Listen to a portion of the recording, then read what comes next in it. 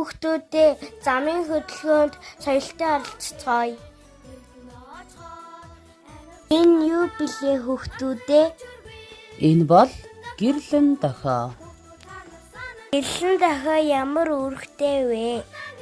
Улаан гэрэл, зогс, шар гэрэл, хурдан хас, ногоон гэрлээр зорчоорой. Сайн жиржилж тогтоорой найзуудаа. Замын хөдөлгөөний аюулгүй дүрм.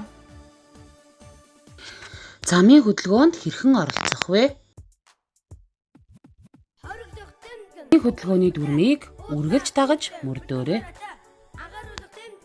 Зам хөндлөн гарахын өмнө зүүн, баруун, зүүн тийш дахин хараарай.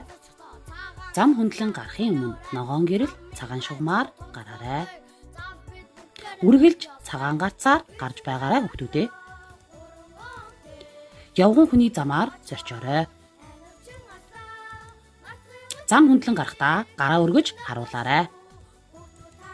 Ахмад болон хөгжлийн бэрхшээлтэй хүмүүст зам хөндлөн гарахт нь тусалж байгаарай. Дараах зүйлсээс зайлсхийгээрэй хүүхдүүдээ.